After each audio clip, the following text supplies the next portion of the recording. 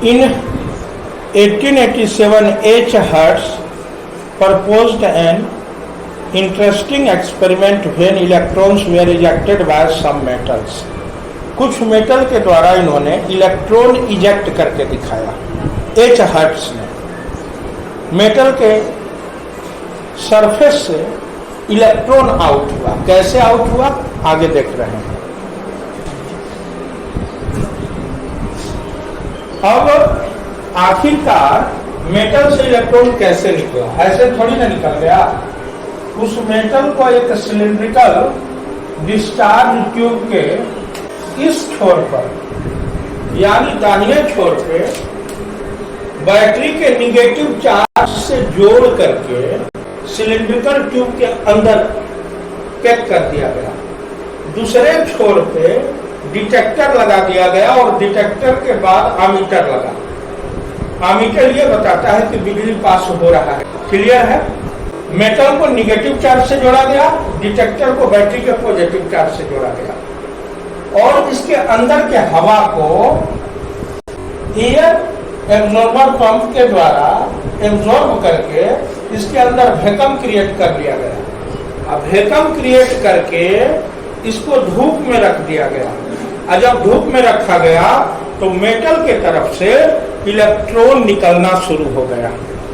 जैसे ही सनलाइट पड़ता है, आप लोग wave nature of electromagnetic radiation तो पढ़ चुके हैं, तो मैं वेव के जैसा ही बना रहा हूं। जैसे सन का लाइट पड़ता है यहाँ पे, यहाँ से तेजी से इलेक्ट्रॉन निकलता है और ये इलेक्ट्रॉन निकल करके इसके तरफ भागता है। अब जितना ज्यादा प्रकाश का इंटेंसिटी होता है उतना ही इलेक्ट्रॉन निकलता है। तो जैसे ही इसको सनलाइट में रखते हैं, ये देखिए लाइट इस प्लेट से टकराता है और लाइट के टकराने से इधर से इलेक्ट्रॉन निकलता है। इलेक्ट्रॉन निकल करके तेजी से डिटेक्टर की तरफ भागता है। अब आप कहेंगे कि इलेक्ट्रॉन तो दिखता नहीं है, तो कैसे हम समझे? हम ऐसे समझे कि डिटेक्टर की तरफ आमीटर लगा है। आमीटर बताता है कि बिजली इलेक्ट्रिसिटी फ्लो हो रहा है, यानी कि हवा में भी इलेक्ट्रिसिटी फ्लो होता है अगर आप वैक्यूम क्रिएट कर लें। ध्यान दें, एच हर्ट्ज को डाउट था कि मेरा ये एक्सपेरिमेंट सक्सेस होगा कि नहीं, इसीलिए एच हर्ट्ज ने किया क्या कि प्लेट को निगेटिव चार्ज से जोड़ दिया। निगेटिव चार्ज से जोड़ते ही इस मेटल के प्लेट में एटम में के अंदर इलेक्ट्रॉन की संख्या बढ़ती है। अब मान के चलिए कि पोटासियम का मेटल हो, तो पोटासियम मेटल के एटम में 19 प्रोटॉन 19 इलेक्ट्रॉन होता है। लेकिन जैसे ही इसको निगेटिव चार्ज से जोड़ा गया, इसमें 21 इलेक्ट्रॉन हो गया होगा। वो डिपेंड कर रहा है निगेटिव चार्ज के इंटेंसिटी पे, कितना ज्यादा वोल्टेज का निगेटिव चार्ज है। उस आधार पे इसको जोड़ा गया और इलेक्ट्रॉन की संख्या बढ़ा दी गई। क्योंकि एच हर्ट्ज को डर था कि लाइट में रखने पे पता नहीं इलेक्ट्रॉन निकलेगा कि नहीं निकलेगा, तो ऐसा करो, इसको इलेक्ट्रॉन के सोर्स से जोड़ दो और निगेटिव चार्ज की तरफ से इलेक्ट्रॉन इधर बढ़ता है। आपको पता होना चाहिए निगेटिव चार्ज से जोड़ने पे इलेक्ट्रॉन ऐसे दौड़ने लगता है तार में, और यही इलेक्ट्रॉन जाकर के मेटल में इंटर करता है। मेटल में जब इंटर करता है तो मेटल का स्थिति हो जाता है ये, यानी प्रोटॉन से ज्यादा इलेक्ट्रॉन हो चुका है। अब जब सनलाइट पड़ा तो पक्का इससे इलेक्ट्रॉन निकल करके तेजी से भागा और एच हर्ट्ज का फोटो इलेक्ट्रिक इफेक्ट सफल रहा। यानी कि ये कंसेप्ट क्या था उसके बारे में आगे आप लोग लिख लेंगे। समझ में आया ना? वैक्यूम क्यों क्रिएट किया? वैक्यूम इसलिए क्रिएट किया कि हवा में बिजली बहता नहीं। अगर इसमें वैक्यूम नहीं क्रिएट किया जाता तो ये जो इलेक्ट्रॉन जो दौड़ रहा है, ये इलेक्ट्रॉन इसमें नहीं दौड़ता। चूंकि नॉर्मल प्रेशर पे एयर इलेक्ट्रिसिटी का क्या है? इंसुलेटर है, और जैसे ही उसका लो प्रेशर किया जाता है, एयर इलेक्ट्रिसिटी का कंडक्टर बन जाता है। तो इन्होंने 2 उपाय किया, 3 उपाय किया। पहला तो इसको बैटरी से जोड़ दिया निगेटिव चार्ज, ताकि इसमें इलेक्ट्रॉन की संख्या बढ़ जाए। दूसरा, इसके अंदर के हवा को चूस लिया। तीसरा, इसको सूर्य के धूप में रख दिया। सूर्य के धूप में जैसे ही रखा, इधर से बिजली पास होना शुरू हो गया। बिजली पास होने का रीडिंग ये दिखा रहा था। क्योंकि ये इलेक्ट्रॉन हमें दिखेंगे थोड़ी ना, इलेक्ट्रॉन दिखते नहीं है। यहाँ एटम और मॉलिक्यूल्स नहीं दिखता है तो इलेक्ट्रॉन कहाँ से दिखेंगे, ये हमें दिखने वाले नहीं है। लेकिन ये एमीटर बताया कि नहीं, इधर से बिजली आना शुरू हो चुका है। क्लियर है? इसी इफेक्ट को कहते हैं photo electric effect. Photo means light. Metal पे लाइट पड़ते ही उससे इलेक्ट्रॉन इजेक्ट होता है। तो शुरुआती दौर में डर के मारे एच हर्ट्ज ने सबसे ज्यादा एक्टिव मेटल को लिया फर्स्ट ग्रुप का, लीना के साथ रॉबरी के फ्रांस में हुआ था। यानी सोडियम, पोटासियम, रुबिडियम जैसे मेटल को लिया, क्योंकि उन्हें पता था कि ये मेटल आसानी से अपना इलेक्ट्रॉन लूज करते हैं, इसीलिए लिया गया इन्हें। और उसके बावजूद भी उनको डर था कि कहीं लूज करे ना करे, इसलिए उसे निगेटिव चार्ज से भी जोड़ दिया। निगेटिव चार्ज से ही नहीं जोड़ा, इसके अंदर वैक्यूम भी क्रिएट कर दिया। वैक्यूम क्रिएट करके तब सूर्य के प्रकाश में रखा। तो उनका जो सोच था, उस सोच के हिसाब से ये एक्सपेरिमेंट सक्सेस रहा। और इसी को कहते हैं फोटो इलेक्ट्रिक इफेक्ट। बाद में जो सोलर पैनल बना है, इसी कंसेप्ट पे बना है। सूर्य के लाइट से इलेक्ट्रिसिटी जो हम लोग प्रोड्यूस करते हैं, इसी कंसेप्ट पे है। आप लोगों में से कुछ लोग सोच रहे हैं कि अगर मेटल को पॉजिटिव चार्ज से जोड़ते तो क्या होता। तो मेटल को अगर यहां रख देते, यहां पॉजिटिव चार्ज से जोड़ देते, तो ये मेटल जब पॉजिटिव चार्ज से जुड़ रहा है तो पॉजिटिव चार्ज का मतलब है कि यहाँ इलेक्ट्रॉन की डिफिशियंसी है। क्या है? डिफिशियंसी। डिफिशियंसी का मतलब घनघोर किल्लत, इलेक्ट्रॉन का भयंकर अभाव है। अब ये पॉजिटिव चार्ज मेटल के इलेक्ट्रॉन को अपने साइड में बहा देता, उल्टा दिशा में, और ये एक्सपेरिमेंट फेल हो जाता, क्योंकि जो इलेक्ट्रॉन इसमें दौड़ रहा था वही इलेक्ट्रॉन स्टार में दौड़ करके पॉजिटिव चार्ज पोल के तरफ भागना शुरू हो जाता, और डिटेक्टर बेचारे के तरफ इधर से निगेटिव चार्ज जाना शुरू हो जाता। लेकिन डिटेक्टर में वो कैपेसिटी नहीं है जो इलेक्ट्रॉन लूज करे, तो एयर के अंदर से यहां से फिर इलेक्ट्रॉन पास नहीं होता, क्योंकि मेटल तो अपना इलेक्ट्रॉन बैटरी को दे देता, अब बैटरी अपना निगेटिव चार्ज भेजता डिटेक्टर के पास। डिटेक्टर में कैपेसिटी नहीं है इलेक्ट्रॉन को बाहर छोड़ने का, वो बाहर छोड़ता नहीं, क्योंकि ये कैपेसिटी केवल मेटल में है। मेटल ही ना इलेक्ट्रॉन लूज करते हैं, तो जो इलेक्ट्रॉन लूजर है उसी को ना निगेटिव चार्ज से जोड़ा जाएगा तो वो इलेक्ट्रॉन लूज करेगा। नहीं समझे? First rule photo electric effect में जो हम लोग ऑब्जर्व किए, क्या ऑब्जर्व किए? हम लोग ऑब्जर्व ये किए कि there is no time lag between striking of light beam and ejection of electron. यानी लाइट बीम के टकराने और इलेक्ट्रॉन के निकलने के बीच में 1 सेकेंड का एक लखवा हिस्सा भी नहीं। जैसे मान के चलिए कि मेटालिक प्लेट से लाइट बीम टकराया, और लाइट बीम के टकराने के 1 सेकेंड के 1 लाख भाग में इतना सेकेंड बाद इलेक्ट्रॉन निकला, ऐसा नहीं हुआ। कोई टाइम लेग भी नहीं था उसके बीच में, यानी जैसे लाइट टकराया वैसे इलेक्ट्रॉन निकला। ध्यान रहे, बिजली के अंदर की सारी घटना ऐसी ही होती है। यहाँ फोटो इलेक्ट्रिक इफेक्ट है, यानी इलेक्ट्रिसिटी पास हो रहा है। तो अगर आप एक स्विच को पटना में रखें और उसके बल्ब को भागलपुर में रखें और स्विच पटना में रखें, तो जैसे ही आप पटना में स्विच ऑन कीजिएगा, भागलपुर का लाइट जलने में लेट नहीं होगा, 1 सेकेंड का एक लखवा हिस्सा भी नहीं लगेगा।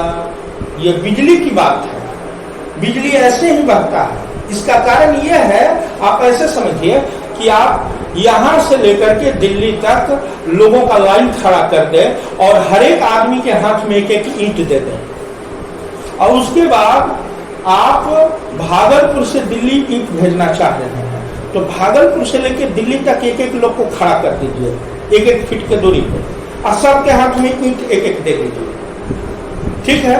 अब दिल्ली में जो लास्ट में खड़ा व्यक्ति है, वो ईंट को दिल्ली में फेंका, अब वो अपने बगल वाला से ले लिया, उसके बगल वाला उसके बगल वाला से ले लिया, उसके बगल वाला उसके बगल वाला से ले लिया। उसके बगल वाला से ले लिया। ऐसे करते करते भागलपुर से दिल्ली तक ईंट जाने में 1 सेकंड भी टाइम नहीं लगेगा, गिरना धन शुरू हो जाएगा। ठीक उसी तरह से एटम के अंदर इलेक्ट्रॉन है, इलेक्ट्रॉन नहीं रहता तब न निकलने में लेट होता, इलेक्ट्रॉन उसके लेयर पे है। सोडियम का एटम जैसे ही लाइट पड़ा या पोटेशियम का एटम, वो अपना इलेक्ट्रॉन इजेक्ट कर दिया। इसीलिए इस दोनों के बीच में टाइम का अंतराल लगा ही नहीं। पहला रूल कि इसके बीच में समय लगता ही नहीं। Number of ejected electrons are proportional to intensity of light. Light का, प्रकाश का जितना ज्यादा इंटेंसिटी होता है उतना ज्यादा इलेक्ट्रॉन इजेक्ट। सीधी सी बात है, जितना तेज प्रकाश होगा उतना लाइट, उतना इलेक्ट्रॉन मेटल के सरफेस से इजेक्ट होगा। अब तेज प्रकाश और धीमा प्रकाश को आप देखेंगे कैसे? हाई इंटेंसिटी लाइट ये रहा, हाई इंटेंसिटी लाइट में नंबर ऑफ वेव या फोटोन ज्यादा होगा, और नंबर ऑफ फोटोन ज्यादा होगा तो इलेक्ट्रॉन ज्यादा निकलेगा। हर एक टकराने वाले फोटोन के पास से इलेक्ट्रॉन निकलेगा। क्लियर है? और यहाँ क्या होगा? कम फोटोन टकराया है तो कम इलेक्ट्रॉन निकलेगा। अब देखिए यहाँ ये एक्सपेरिमेंट लाइट के पार्टिकल नेचर को कैसे प्रूव कर रहा है, समझिए बात। इलेक्ट्रॉन तो पार्टिकल है, इलेक्ट्रॉन क्या है? पार्टिकल है। अब इलेक्ट्रॉन पार्टिकल है और लाइट अगर पार्टिकल नहीं होता तो लाइट के ठोकने से इलेक्ट्रॉन बाहर नहीं निकल जाता। जैसे आप एक 50 ग्राम का कोई ऑब्जेक्ट रखे हैं और 1 ग्राम के प्लास्टिक के गुल्ली से आपने बहुत स्पीड से मारा, वो गुल्ली भले छोटे औकात का है लेकिन उसको ठोक करके हटा देगा नहीं। मान के चलिए कि आप एक क्रिकेट का बॉल रखे हैं, क्रिकेट के बॉल को मेज पे रखे हैं, टेबल पे, और एक छोटा सा मटर का दाना लिए, मटर का दाना समझ रहे हैं ना, छोटा सा दाना लेकर के बहुत ही जोर से मारो तो वो छोटा सा दाना उस क्रिकेट के बॉल से टकरा करके उस क्रिकेट के बॉल को धड़कने पे मजबूर कर देगा, डगरने पे, वो डगरने लगेगा। कुछ इसी तरह का घटना यहाँ घटा।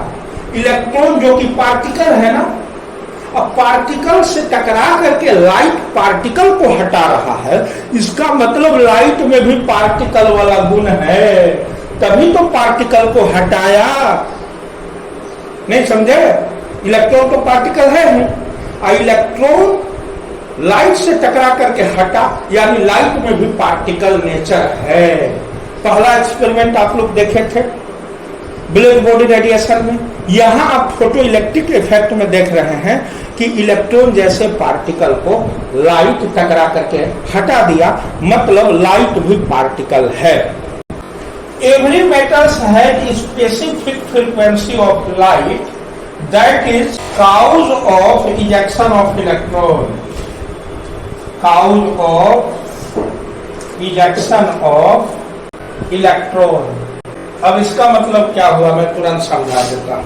अब देखिए थ्रेशोल्ड फ्रीक्वेंसी का, sorry, every metals has specific frequency of light that is cause of ejection of electron called threshold frequency, called threshold frequency. Threshold frequency सब मेटल के लिए अलग अलग होता है।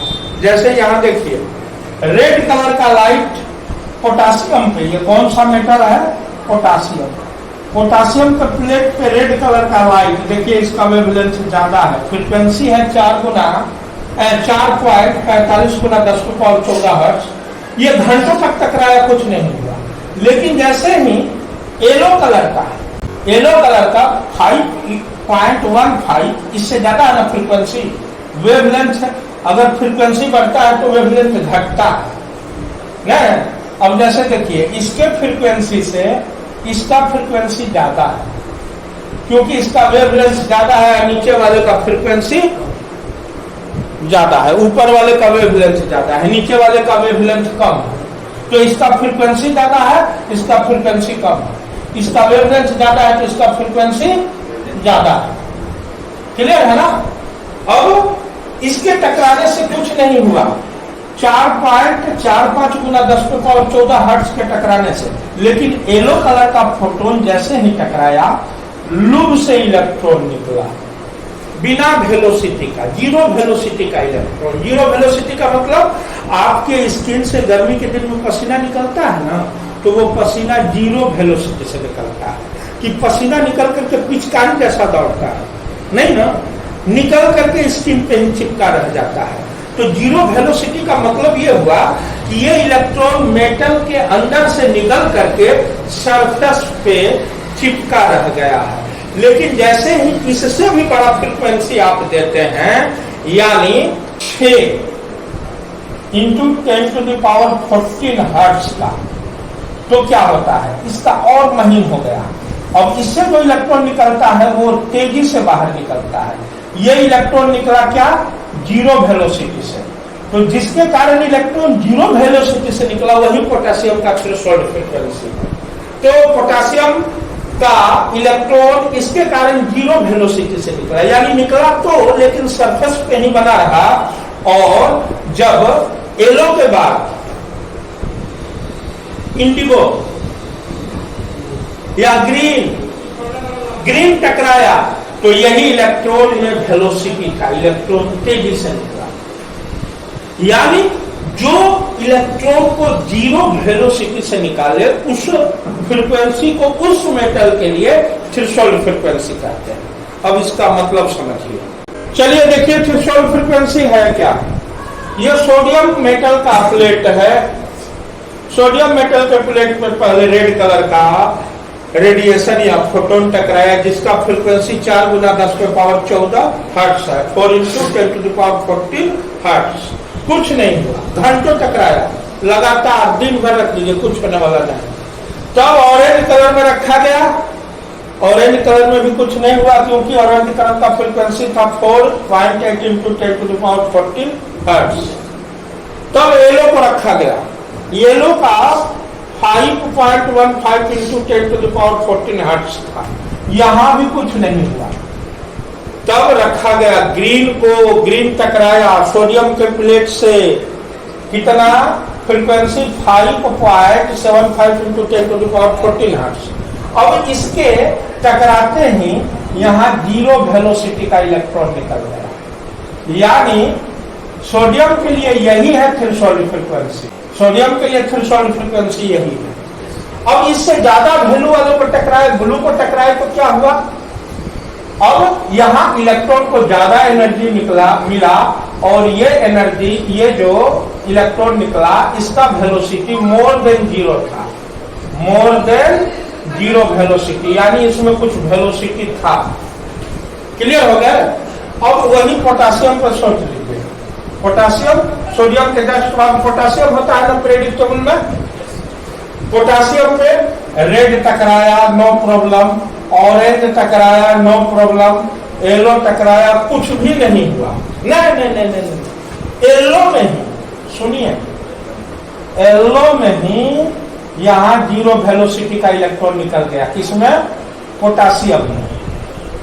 के पोटेशियम में येलो कलर, जिसका की वैल्यू कितना था, 5.15 × 10⁻14 हर्ट्ज, यही इसका थ्रेशोल्ड फ्रीक्वेंसी है। क्योंकि फिर इसमें जो ग्रीन टकराया और ब्लू टकराया, तो ग्रीन के टकराने पे वेलोसिटी कुछ था, ब्लू के टकराने पे और ज्यादा वेलोसिटी का इलेक्ट्रॉन निकला पोटेशियम से। क्लियर है, देखते जाइए। अब जरा सोचिए, रुबिडियम के लिए थ्रेशोल्ड फ्रीक्वेंसी ऑरेंज ही होने वाला है, ऑरेंज। रेड टकराया, कुछ नहीं हुआ।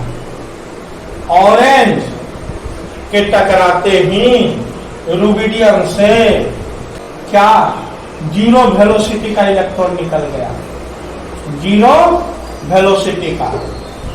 अब ऑरेंज का 4.8 × 10⁻14 हर्ट्ज फ्रीक्वेंसी है, तो इसके लिए थ्रेशोल्ड फ्रीक्वेंसी रुबिडियम के लिए ये हो गया। अब देखिए, इससे ज्यादा फ्रीक्वेंसी वाला टकराया, यानी 5.15 फ्रीक्वेंसी का, तो इलेक्ट्रॉन जिस स्पीड से निकला, इससे ज्यादा स्पीड से निकला, क्योंकि ये निकल करके पसीना के जैसा चिपका रहा है। लेकिन ये निकल करके दौड़ गया। अब इससे भी ज्यादा फ्रीक्वेंसी दिए तो और ज्यादा तेजी से निकला, इससे भी ज्यादा फ्रीक्वेंसी दिए तो और ज्यादा तेजी से निकला, देख रहे हैं ना। लेकिन रुबिडियम के लिए थ्रेशोल्ड फ्रीक्वेंसी कौन था? ऑरेंज था। अब देखिए सीजियम को इतना एक्टिव मेटल क्यों कहते हैं? सीजियम पे रेड कलर ही आके पड़ा तो जीरो वेलोसिटी का इलेक्ट्रॉन निकल गया, यानी 4 × 10⁻14 हर्ट्ज, यानी रुबिडियम के लिए थ्रेशोल्ड फ्रीक्वेंसी ये है। अब आप लोग सोच रहे होंगे कि ऐसा क्यों हो रहा है, तो ऐसा होने का कारण है सोडियम के पहला ऑर्बिट में 2 इलेक्ट्रॉन, दूसरा में 8 और तीसरा में 1। सोडियम का एटम में 3 ही ऑर्बिट है, न्यूक्लियस इसको कस के पकड़े रहता है। पोटेशियम में आते ही यह ऑर्बिट का संख्या बढ़ के हो जाता है 4, और इसके न्यूक्लियस से यह लास्ट वाला इलेक्ट्रॉन का पकड़ ढीला हो जाता है। इसीलिए पोटेशियम का खबर पीला वाला ले लिया, यही फ्रीक्वेंसी पोटेशियम का खबर ले लिया, क्योंकि इसके न्यूक्लियस से इसका इलेक्ट्रॉन का डिस्टेंस बढ़ चुका है। अब बात करते हैं रुबिडियम का। रुबिडियम का हाल और खराब है। पोटेशियम में तो 1 2 3 4 था, इसमें कितना है? 5 और इलेक्ट्रॉन दूर हो चुका है न्यूक्लियस से। इसीलिए रुबिडियम में 4.8 × 10⁻14, यानी कि ऑरेंज कलर ही इसके लिए थ्रेशोल्ड फ्रीक्वेंसी बन गया। इसके लिए कौन बना? येलो, और इसके लिए ग्रीन बना, इसके लिए येलो बना, इसके लिए ऑरेंज बना, और ये बेचारा पहले ही रेड में ही टाइम फिक्स कर गया, क्योंकि इसमें 1 2 3 4 5 नहीं 6 ऑर्बिटल है सीजियम में। हाँ, बिना लाइट का हो जाता है, इंफ्रारेड में ही उसका काम हो जाता है। अब इससे रिलेटेड आइंस्टीन ने एक इक्वेशन दिया था, वो इक्वेशन बड़ा मजेदार है। उस इक्वेशन को हम लोग सीधे देखते हैं और समझते हैं। इक्वेशन क्या था? HV = H₀ + 1/2 MEVE²। V0 किसको कहते हैं भाई? थ्रेशोल्ड फ्रीक्वेंसी को V0 कहते हैं। यानी कि रुबिडियम के लिए थ्रेशोल्ड फ्रीक्वेंसी इतना है, तो वहां पोटेशियम के लिए यह है V0, तो वहीं सोडियम के लिए यह है V0, यानी थ्रेशोल्ड फ्रीक्वेंसी को V0 कहते हैं। तो सीजियम के लिए यह है V0, तो सबका V0 का रेंज लगभग आपको मिल गया। इसमें थोड़ा सा उतार चढ़ाव के बाद आप जब न्यूमेरिकल बनाइएगा ना, तो इस सारे मेटल का V0 यानी थ्रेशोल्ड फ्रीक्वेंसी यही निकलेगा। अब देखते हैं इस इक्वेशन को समझने का कोशिश करते हैं। अब इस इक्वेशन में देखिए, ये H प्लैंक कांस्टेंट है, वही ब्लैक बॉडी रेडिएशन से जो निकला था, मैक्स प्लैंक ने जो दिया था। हाँ, E = H × V, वही H है ये। तो H × V करते ही ये क्या बन चुका है? एनर्जी। ये क्या है? एनर्जी। ये किसका एनर्जी है? एनर्जी ऑफ लाइट, जो लाइट टकरा रहा है। Energy of striking photon, strike करने वाले फोटोन का एनर्जी है। और ये एनर्जी किसका है? ये इस एनर्जी में थोड़ा सा समझना होगा। ये उस मेटल का इंटरनल एनर्जी भी है, और ये थ्रेशोल्ड फ्रीक्वेंसी का भी एनर्जी है। यहाँ पे आपको आके दोनों साइड से सोचना होगा। किसके साइड से?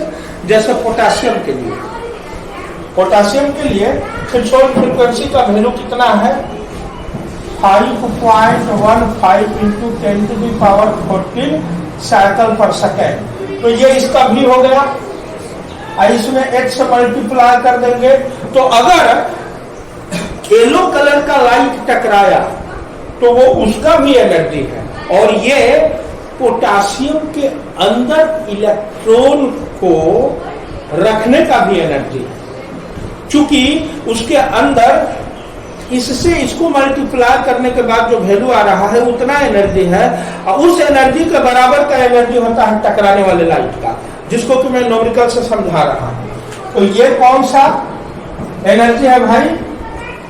ये वो एनर्जी है जिसके कारण इलेक्ट्रॉन जीरो वेलोसिटी से निकल रहा है, और मास ऑफ इलेक्ट्रॉन है। ये क्या है? Mass of electron. ये क्या है? Velocity of electron. बात को समझिएगा, यानी टकराने वाले प्रकाश के बराबर होता है थ्रेशोल्ड फ्रीक्वेंसी का एनर्जी और इलेक्ट्रॉन का एनर्जी का एडिशन। क्लियर है?